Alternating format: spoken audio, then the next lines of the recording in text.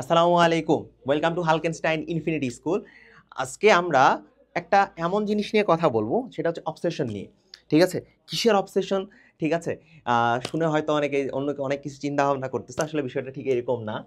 Obsession for a certain subject, obsession for a certain subject বলতে বোঝাচ্ছে আসলে তিন ধরনের মেন্টালিটির পিপল আসলে আমাদের এসএসসি লাইফ থেকে নিজেদেরকে আহ, সবার সামনে জাহির করার চেষ্টা করে। ঠিক আছে, এর ভিতর একজন থাকে যারা ইঞ্জিনিয়ারিং মেন্টালিটি, যাদের কথা হচ্ছে যে ভাইয়া ম্যাথ ফিজিক্স করব, কিন্তু কেমিস্ট্রি বায়োলজি করব না।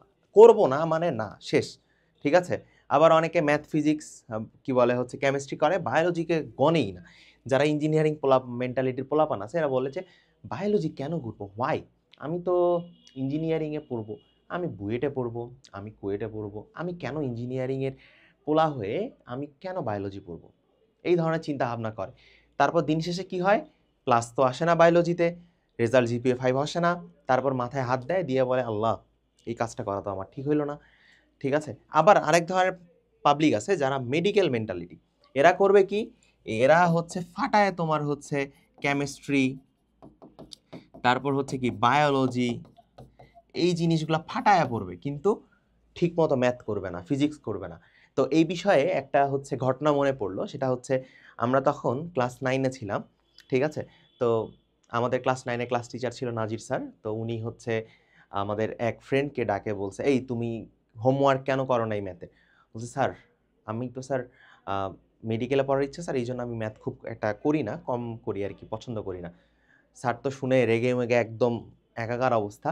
ঠিক আছে, তবে পরে আইরনি হচ্ছে যে ছেলেটা আসলে মেডিকেলে পড়তেছে, সম্ভবত রাজশাহী মেডিকেলে পড়তেছে। তো সবার ক্ষেত্রে কিন্তু সেম ধরনের ঘটনাটা নাও ঘটতে পারে। ঠিক আছে, এটা গেল মেডিকেল মেন্টালিটি। আর একটা থাকে যে পাস মেন্টালিটি। যে পাস মেন্টালিটি কি ভাইয়া, যে আল্লাহ, আল্লাহর ওয়াস্তে দোয়া ধরছি যে আমাকে পাস করায় দেন। ঠিক আছে, ফিজিক্স কেমিস্ট্রি ম্যাথ বায়োলজি সবগুলাতে আল্লাহ আমাকে পাস করায় দেন, আমার পাস হইলেই হবে, আর কিচ্ছু লাগবে না আমার। ঠিক আছে, এই ধরনের মেন্টালিটি পাবলিকগুলো দেখা যায়। এখন ঝামেলাটা হচ্ছে কি, যে দেখো, যে তুমি ইঞ্জিনিয়ারিং তোমার টার্গেট, তুমি ম্যাথ ভালো বোঝো, তুমি ফিজিক্স ভালো বোঝো, কিন্তু সমস্যাটা হচ্ছে তোমার যখন রেজাল্টটা দিবে, তোমাকে তো অবশ্যই A+ থাকতে লাগবে সব কিছুতে, তাই না? এইটা তো তোমার ফিউচারে তোমার রেজাল্টটা কাজে দিবে। তো A+ থাকতে লাগবে। এখন তুমি যদি চিন্তা করো বায়োলজি আমার ফোর্থ সাবজেক্ট, বায়োলজি পড়বো না, ফেল করলো যায় আসে না, তাহলে বায়োলজিতে তুমি পায়ে গেছো এ, এইদিকে আবার তুমি মারা খাইছো হচ্ছে কোথায়, বাংলায়, ইংরেজিতে, আইসিটিতে, শেষ। রেজাল্ট A+, কি টাটা গুড বাই। একটা আছে না যে মিমস, দেখো নাই যে আচ্ছা চলতা হুঁ মে খাতাম টাটা গুড বাই। তো বিষয়টা হচ্ছে এরকম, যে এরকম হইলে কিন্তু তোমার রেজাল্ট ভালো হবে না। ঠিক আছে, তখন দেখবা যে 5ও পাচ্ছ না। আর 5 যখন পাবা না, তখন দেখবা যে অনেক জায়গায় তুমি আবেদন করতে পারতেছো না, তাহলে লসটা কার, তোমার। ঠিক আছে, আবার মেডিকেলের ক্ষেত্রেও এই কথাটা সত্য যে হায়ার ম্যাথ করবো না বা এই ধরনের চিন্তা ভাবনা আসলে করা যাবে না। তোমরা যেহেতু সায়েন্স নিছো, সায়েন্সে physics chemistry math biology higher math প্রতিটা জিনিসই হচ্ছে ইম্পর্ট্যান্ট। ঠিক আছে, তুমি ইন্টারমিডিয়েটে উঠার পরে তুমি বলতে পারো যে হ্যাঁ আমার ইঞ্জিনিয়ারিং ভালো লাগে, বা হচ্ছে তোমার মেডিকেলে পড়ার ইচ্ছা, তোমার এটা অবশ্যই জাগ্রত হবে এবং হওয়া উচিত। কিন্তু অবসেশন থাকা যাবে না যে হ্যাঁ আমি ইঞ্জিনিয়ারিংয়ের জন্য প্রিপারেশন শুরু থেকে ডিটারমাইন, কেন আমি বায়োলজি পড়বো বা কেন এটা পড়বো, এই ধরনের চিন্তাভাবনা মাথায় থাকা যাবে না। এই ধরনের চিন্তাভাবনা থাকলে তাহলে আলটিমেটলি কিন্তু লাভের লাভ কিছুই হবে না।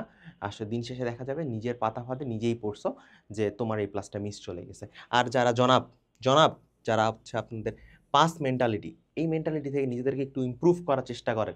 ঠিক আছে, যে কিছুদিন পর হচ্ছে আমাদের ভাইয়া প্রি টেস্ট এক্সাম, তখন পড়তেছি প্রি টেস্টে কিছু পড়বো, টেস্টের আগে কিছু পড়বো। প্রি টেস্টের আগে তো পড়বা, তোমাদের সিলেবাস আগে একরকম ছিল, এখন একরকম হয়েছে, কিন্তু যেই সিলেবাসের সাইজটা দিছে, এটা হচ্ছে তুমি যদি জানুয়ারি মাস থেকে কনসিস্টেন্টলি পড়ো, তাহলে মোটামুটি এতদিনে কভার হয়ে যাওয়া উচিত।